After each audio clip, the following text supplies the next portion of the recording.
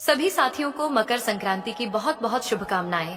मकर संक्रांति सिर्फ एक पर्व नहीं, बल्कि धर्म, प्रकृति और जीवन के संतुलन का संदेश है। इसी कारण इस दिन पूजा, कथा और दान का विशेष महत्व बताया गया है। मकर संक्रांति व्रत की कृपा प्राप्त करने के लिए कमेंट में जय सूर्य देव अवश्य लिखें। प्रिय साथियों, कथा को अंत तक अवश्य सुनें। ये कथा है एक ऐसे गांव की जो अपनी हरियाली और शांति के लिए विख्यात था, जहां के लोग सादगी और धर्मपरायणता में जीते थे। लेकिन इसी गांव की राजसी सीमा में एक ऐसा सत्य भी छिपा था जो करुणा और पश्चाताप की गहरी नींव पर खड़ा होने वाला था। इस राज्य का नाम था सूर्यपुर और इसके प्रतापी राजा थे विक्रमसेन। राजा विक्रमसेन अपनी प्रजा के लिए दयालु और न्यायप्रिय शासक थे और उनकी ख्याति दूर दूर तक फैली हुई थी। वे सूर्यदेव के परम भक्त थे। उनका दिन सूर्योदय के साथ ही सूर्यदेव की आराधना से प्रारंभ होता और सायंकाल भी वे भगवान भास्कर को अर्घ्य दिए बिना अन्न ग्रहण नहीं करते थे। उन्होंने राज्य में सूर्यदेव के अनेक भव्य मंदिर बनवाए थे, जहां स्वर्ण कलश सूर्य की किरणों में दमकते थे और भक्तजन श्रद्धा पूर्वक मस्तक झुकाते थे। उनकी भक्ति अटूट थी, उनकी श्रद्धा अगाध थी। किंतु हा विडंबना, इस अगाध भक्ति में एक गहरा शून्य था, एक ऐसा घाव जो अनदेखा था, एक ऐसी विस्मृति जो क्षमा योग्य नहीं थी। वो भूल चुके थे अपनी जन्मदात्री, अपनी बूढ़ी मां को। हाँ, जिस मां ने उन्हें 9 महीने अपने गर्भ में धारण किया, जिन्होंने अपनी नींद, अपना सुख, अपनी इच्छाएं सब कुछ न्योछावर करके उन्हें पाला पोसा, जिनके दूध की एक एक बूंद ने उन्हें शक्ति दी थी। आज वही मां राजा विक्रमसेन की विशाल राजमहल के एक कोने में एक छोटे से कक्ष में जीवन की संध्या जी रही थी। नियति ने कैसा क्रूर विधान रचा था कि एक पुत्र जो इतना यशस्वी था, इतना धर्मपरायण था, वो अपनी जननी के प्रति इतना उदासीन कैसे हो सकता था। ये कोई जानबूझकर की गई उपेक्षा नहीं थी, बल्कि ये तो अहंकार की एक सूक्ष्म परत थी जो उनके मन को ढके हुए थी। उन्हें लगता था कि वे इतने बड़े राजा हैं, सूर्यदेव के इतने बड़े भक्त हैं, तो उनकी मां की सेवा के लिए तो दास दासी हैं ही। ये विचार उनकी आत्ममुग्धता का ही परिणाम था। रानी मां सुनैना, उनका नाम सुनैना था, पर अब उनकी आंखें अक्सर आंसुओं से भरी रहती थीं। उनकी काया अत्यंत क्षीण हो चुकी थी, कमर झुकी हुई थी और हाथों में झुर्रियों ने अपने अनगिनत निशान बना लिए थे। उनके चेहरे पर ममता का वही शाश्वत भाव था जो हर मां के मुख पर होता है, पर अब उस ममता में एक गहरा दर्द खुल गया था। राजा विक्रमसेन से उनकी भेंट शायद ही कभी होती थी। कभी कभार जब राजा किसी राजकीय समारोह में महल के उस भाग से गुजरते थे, तो एक क्षण के लिए उनकी दृष्टि मां के कक्ष की ओर उठ जाती और वे दूर से ही उन्हें प्रणाम कर देते। मां भी पलकें बिछाकर अपने पुत्र की एक झलक पाकर तृप्त हो जाती थी, परंतु उस तृप्ति में एक टीस भी छिपी होती थी। एक पुत्र के प्रेम की, एक पुत्र के स्पर्श की, एक पुत्र के साथ कुछ पल बिताने की टीस। उनकी दिनचर्या बड़ी एकाकी थी। सुबह उठकर वे स्नान करते, फिर अपने छोटे से पूजा घर में बैठकर घंटों अपने पुत्र की दीर्घायु और राज्य की समृद्धि के लिए प्रार्थना करती। उनकी हर प्रार्थना में राजा विक्रमसेन का नाम होता था। उनके हर आंसू में उनके पुत्र के लिए प्रेम होता था। वो उस समय को याद करती जब विक्रमसेन एक नन्हा शिशु था। कैसे वो उनके आंचल से चिपका रहता था, कैसे वो अपनी छोटी छोटी बातों के लिए उन्हीं पर निर्भर रहता था। उन्हें याद था कैसे उन्होंने अपने हाथों से उसे खाना खिलाया था, कैसे उसकी हर बीमारी में वे रात रात भर जागकर उसकी सेवा करती थीं। वे उन दिनों को याद करती जब विक्रम की छोटी सी उपलब्धि पर उनका हृदय गर्व से फूल उठता था। मेरा विक्रम, मेरा लाल, वे बुदबुदाती थीं और उनके मन में एक मीठा सा दर्द उठने लगता था। अब जब उनका बेटा इतना बड़ा राजा बन गया था तो वो तो उन्हें भूल ही गया था। ये बात उन्हें अंदर तक कचोटती थी। महल में तरह तरह के पकवान बनते थे, पर उनके लिए वही सामान्य भोजन आता था जो बाकी दासियों को मिलता था। उन्हें इसकी परवाह नहीं थी, क्योंकि उनके लिए सबसे बड़ा भोजन तो पुत्र का प्रेम था, जो उन्हें नसीब नहीं होता था। वे अपने खाली हाथों को देखते, जिनमें कभी उनके पुत्र का छोटा सा हाथ समाया होता था, और एक गहरी आह भरती थी। क्या ये नियति का ही खेल है प्रभु? क्या मैंने इसी दिन के लिए तुम्हें पाला पोसा था? वे मन ही मन सूर्य देव से प्रश्न करती थीं, जिनके पुत्र राजा इतने बड़े भक्त थे। उनकी आंखों से आंसू झरझर बहने लगते थे, जो उनके गालों पर गहरी लकीरें बनाते थे। पर वे कभी किसी से कुछ नहीं कहती थीं, क्योंकि एक मां का हृदय तो अपने पुत्र के लिए शिकायत करना जानता ही नहीं।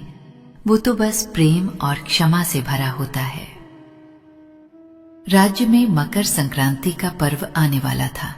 पूरे सूर्यपुर में उत्सव का माहौल था। राजा विक्रमसेन ने इस पर्व को धूमधाम से मनाने की घोषणा की थी। सूर्यदेव की उपासना का ये सबसे बड़ा दिन था। मंदिरों में विशेष अनुष्ठान आयोजित किए जा रहे थे।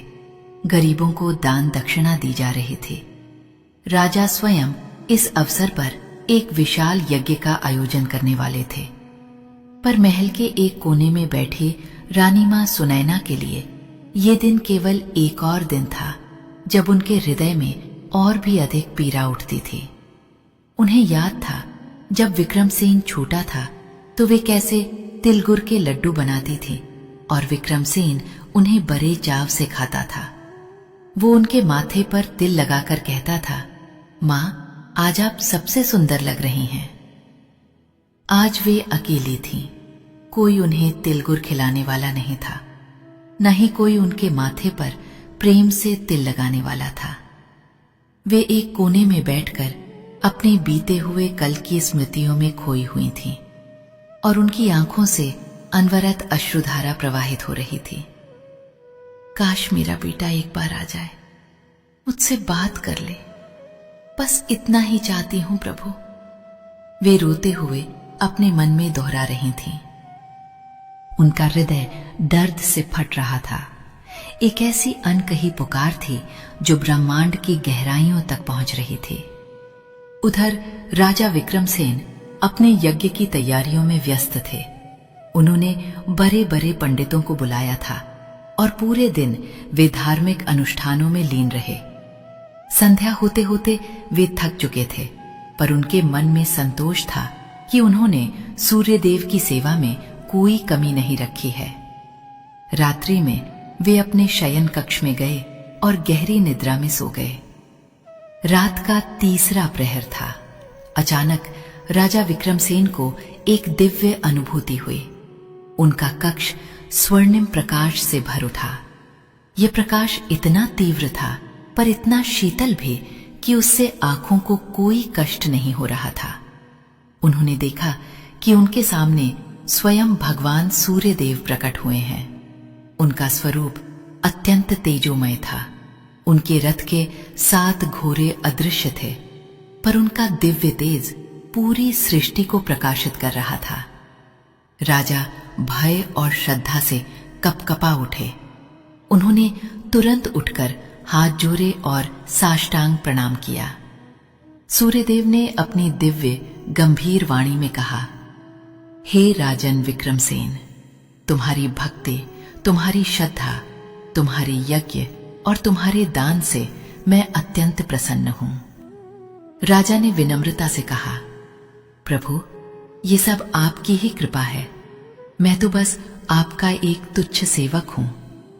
सूर्यदेव ने एक क्षण के लिए अपनी दृष्टि राजा पर स्थिर की और फिर अपनी वाणी को और गंभीर करते हुए कहा, परंतु हे राजन, तुम्हारी ये भक्ति अधूरी है। तुम्हारी श्रद्धा में एक बड़ा अभाव है। तुम मुझे प्रसन्न करने के लिए इतने जतन करते हो, इतने मंदिर बनवाते हो, इतना दान करते हो, पर जिस मूल को तुमने भुला दिया है वो कैसे स्वीकार्य होगा। राजा आश्चर्यचकित रह गए। प्रभु, मैं नहीं समझा, मुझसे ऐसी कौन सी त्रुटि हुई है जो मेरी भक्ति को अधूरा कर रही है। सूर्यदेव की वाणी में अब थोड़ी करुणा थी, थोड़ी चेतावनी भी। जिस मां ने तुझे जन्म दिया, जिसने तुझे पाला पोसा, जिसने अपने आंसुओं से तुझे सींचा, वही पहली पूजा है हे राजन। जिसने तुझे ये देह दी, वो मेरे द्वारा दी गई इस देह का साक्षात प्रतिरूप है। तू अपनी मां को भूल चुका है, उसकी उपेक्षा कर रहा है और मेरे मंदिरों में स्वर्ण कलश चढ़ा रहा है। ये कैसा धर्म है, ये कैसी भक्ति है।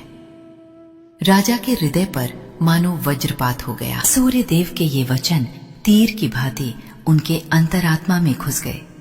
उन्हें अपनी समस्त उपेक्षा, अपनी समस्त अज्ञानता एक ही क्षण में स्पष्ट हो गई। उनकी आंखें खुल गईं। उन्हें अपनी मां का बुरा, झुर्रियों भरा चेहरा याद आया। उनकी उदास आंखें याद आईं। वे सब कुछ भूल गए, अपना राजपाट, अपना अहंकार, अपनी तथाकथित भक्ति। उन्हें बस अपनी मां का चेहरा दिख रहा था, जो वर्षों से उनके प्रेम के लिए तरस रहा था। सूर्यदेव ने अपनी बात समाप्त करते हुए कहा, जाओ हे राजन, अपनी उस जननी की सेवा करो, उसे सम्मान दो और तब तुम्हारी भक्ति पूर्ण होगी। कल मकर संक्रांति का पवित्र दिन है। अपनी मां के चरणों में तिल अर्पित करके अपने जीवन को सार्थक करो। तुम्हारी जीवन की दिशा वहीं से बदलेगी। ये कहकर सूर्यदेव अपने दिव्य प्रकाश के साथ अंतर्धान हो गए और राजा विक्रमसेन की नींद टूट गई। राजा हड़बड़ाकर उठ बैठे। उनका शरीर पसीने से भीगा हुआ था और उनकी आंखों से अश्रुधारा बह रही थी। ये सपना नहीं था, ये तो साक्षात सत्य था।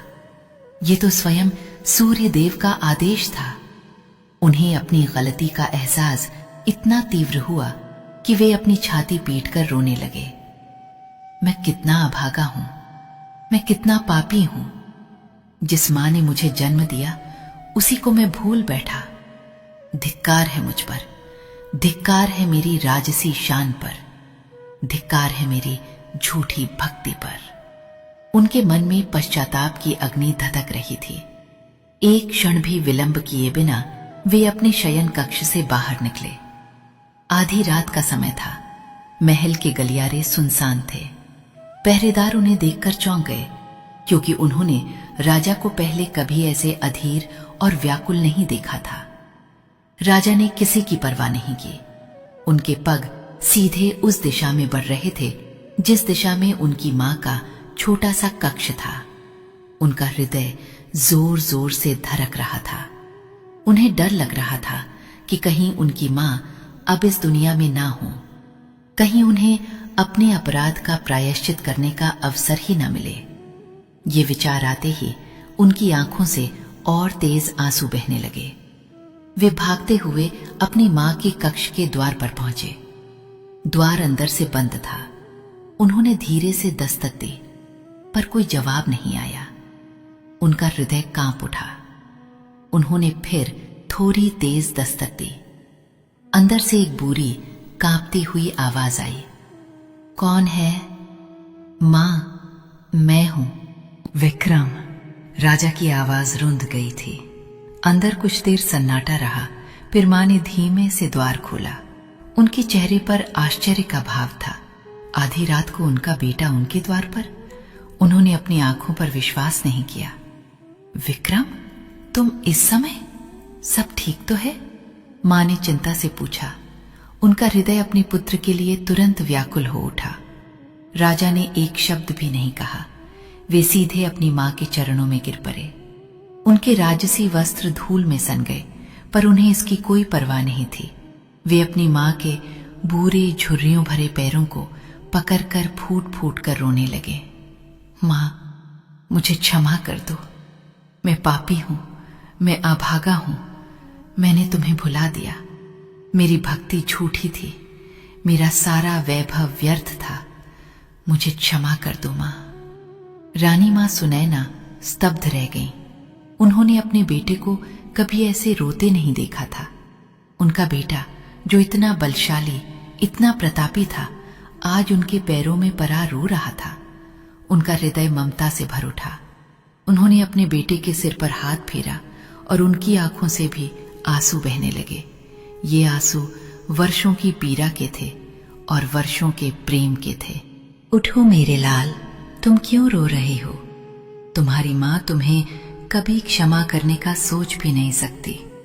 एक माँ अपने बच्चे को भला कैसे दोषी ठहरा सकती है? राजा उठे और अपनी माँ को गले लगा लिया। वे दोनों माँ बेटे देर तक एक दूसरे को पकड़े रोते रहे। ये वर्षों के बिछोह, वर्षों की उपेक्षा और वर्षों के प्रेम का संगम था। जब उनका मन कुछ शांत हुआ तो राजा ने अपनी माँ को बिठाया। उन्होंने पास पड़े एक स्वच्छ पात्र में जल लिया और अपनी माँ के बूरे थके हुए पैरों को अपने हाथों से धोना शुरू किया। ये वही हाथ थे जो राजसी तलवार चलाते थे, जो साम्राज्य का संचालन करते थे। आज वही हाथ अपनी माँ के चरणों की धूल धो रहे थे। माँ की आंखों से प्रेम और तृप्ति के आंसू बह रहे थे। उन्हें लगा जैसे आज ही उनके जीवन का सबसे बड़ा मकर संक्रांति का पर्व आया है। उनके बेटे ने उनके चरणों को धोकर अपने सारे पाप धो दिए थे। राजा ने मां के पैर धोए, फिर उन्हें एक आसन पर बिठाया। उन्होंने अपने पास से एक छोटी सी पोटली निकाली जिसमें उन्होंने शुद्ध तिल रखे थे। ये तिल उनके हृदय के पश्चाताप और प्रेम का प्रतीक थे। उन्होंने अपनी मां के चरणों में श्रद्धापूर्वक तिल अर्पित किए। मां, ये मेरा तिलदान है, ये मेरा प्रायश्चित है। मुझे आशीर्वाद दो मां कि मैं कभी फिर तुम्हें ना भूलूं। रानी मां सुनैना ने अपने बेटे के सिर पर हाथ रखा और अपने दोनों हाथों से उसे गले लगा लिया। मेरा आशीर्वाद सदा तुम्हारे साथ है मेरे लाल। तुम चिरंजीवी हो, तुम्हारा राज्य फले फूले। आज मेरा जीवन सफल हो गया। उसी क्षण राजा विक्रमसेन के जीवन की दिशा बदल गई। ये कोई साधारण क्षण नहीं था, ये तो आत्मा के जागरण का पल था। जिस अंधकार में वे जी रहे थे वो सूर्य देव के दर्शन और अपनी मां के आंसुओं से दूर हो गया। उनके हृदय से अहंकार का पर्दा हट गया था। उन्हें समझ आ गया था कि सच्ची भक्ति न तो मंदिरों में है, न बड़े बड़े यज्ञों में, बल्कि वो तो अपने माता पिता के चरणों में है, अपने परिवार के प्रति कर्तव्य में है। अगले दिन मकर संक्रांति के पर्व पर राजा विक्रमसेन ने पूरे राज्य में एक नई घोषणा करवाई। उन्होंने कहा, आज से मेरे राज्य में कोई भी माता पिता उपेक्षित नहीं रहेगा। जो भी अपने माता पिता का अनादर करेगा उसे दंड मिलेगा। मेरी पहली पूजा आज से मेरी मां है और हर नागरिक की पहली पूजा उसके माता पिता होंगे। उन्होंने अपनी मां को राजमहल के सबसे सुंदर कक्ष में प्रतिष्ठित किया और स्वयं उनके सेवादार बन गए। वे हर सुबह अपनी मां के पास जाते, उनके चरण स्पर्श करते, उनसे आशीर्वाद लेते और फिर राजकीय कार्य संभालते। उन्होंने अपनी मां से माफी मांगी और कहा, मां, आप मेरा मार्गदर्शन करें। आपके अनुभव और आपकी ममता से बड़ा कोई ज्ञान नहीं है। रानी मां सुनैना की प्रसन्नता का कोई ठिकाना नहीं था। उनका स्वास्थ्य सुधरने लगा और उनके चेहरे पर एक नई चमक आ गई। उनकी ममतामयी सलाहों से राजा का शासन और भी न्यायप्रिय और कल्याणकारी हो गया। उन्होंने राज्य में वृद्धों के लिए विशेष आश्रम बनवाए, जहां उन्हें सम्मान और सुविधाएं मिलती थीं। हर घर में माता पिता को देवतुल्य सम्मान दिया जाने लगा। राजा विक्रमसेन का नाम अब सिर्फ एक प्रतापी शासक के रूप में ही नहीं, बल्कि एक आदर्श पुत्र के रूप में भी जाना जाने लगा। सूर्यपुर राज्य में चारों ओर सुख, समृद्धि और शांति का वास हो गया। राजा ने ये सीख ली थी कि ईश्वर की सच्ची आराधना तो जीव सेवा में है। प्रिय साथियों, इस वीडियो में मकर संक्रांति की पावन व्रत कथा यहीं पर समापन होती है। हम कामना करते हैं कि भगवान सूर्य देव की कृपा आप सभी पर बनी रहे। जय सूर्य देव, जय जगत के पालनहार।